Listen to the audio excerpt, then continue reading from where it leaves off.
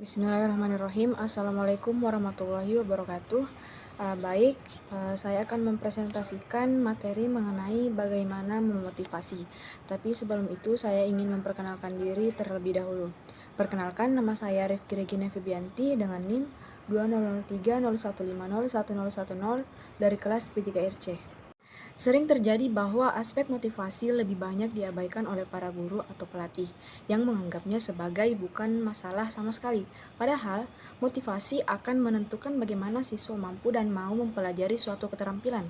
Nah, seorang siswa yang tidak mempelajari suatu keterampilan, seorang siswa yang tidak termotivasi sama sekali tidak akan pernah mau berlatih dan karenanya hasil latihan atau belajar tidak akan maksimal. Nah, sebaliknya, siswa yang termotivasi akan menghabiskan waktu dan usahanya untuk melakukan tugas yang diberikan dengan latihan yang lebih serius yang mengarahkannya pada pembelajaran yang lebih efektif. Nah, bagaimana memotivasi ini dapat ditimbulkan pada siswa adalah pertanyaan berikutnya. Nah, kita masuk pada bagian pertama, yaitu memperkenalkan keterampilan. Nah, memperkenalkan suatu keterampilan kepada murid merupakan suatu upaya untuk memotivasi mereka. Kenapa? Agar tujuan tersebut tercapai, tentunya upaya memperkenalkan keterampilan tadi ini harus memenuhi ketentuan. Nah, salah satu di antaranya adalah dengan memperkenalkan makna dan manfaat dari keterampilan yang dimaksud untuk masa-masa tertentu. Nah, menurut Smith nih, misalnya mengatakan bahwa memberikan penjelasan tentang manfaat suatu keterampilan di masa datang akan menjadikan siswa memiliki tujuan dan arah dalam belajarnya. Kemudian pada bagian kedua yaitu menetapkan tujuan belajar. Nah, cara lain yang baik untuk menumbuhkan motivasi adalah dengan cara menetapkan sasaran atau tujuan belajar. Nah, misalkan ya, mintalah siswa untuk mencoba menetapkan tujuannya, misalnya untuk menjadi pemain yang baik dalam tim sekolah atau perkumpulan tertentu. Nah, Smith mengemukakan bahwa dari penelitian Luke dan Brian, siswa yang diminta untuk menetapkan standar dan melakukan sebaik-baiknya menunjukkan manfaat dari usahanya itu. Nah, dari hasil tersebut, jelaslah bahwa dipaksa untuk komit pada diri sendiri terhadap suatu tujuan merupakan motivasi yang sungguh-sungguh kuat. Kemudian, kita masuk pada bagian ketiga, yaitu knowledge of result. Nah, penelitian terdahulu yang telah menyumbangkan konsep bahwa latihan sendiri tidak membuat sempurna adalah penelitian tentang pembuatan garis pada orang-orang yang ditutup matanya.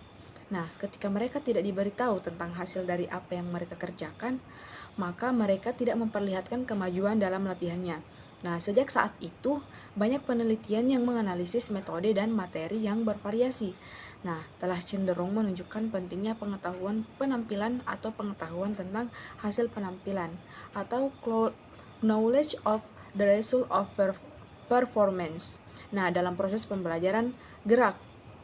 Sebagaimana diketahui di bagian awal bahwa informasi biasanya tersedia bagi pembelajar keterampilan gerak sebagai hasil dari usahanya sendiri.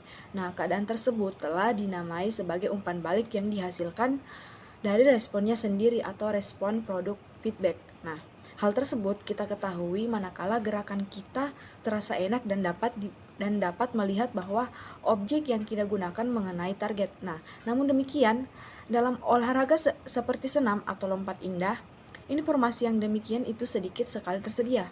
Kenapa ya? Karenanya diperlukan umpan balik tambahan atau augment or supplement feedback. Nah, untuk memberikan umpan balik yang tepat.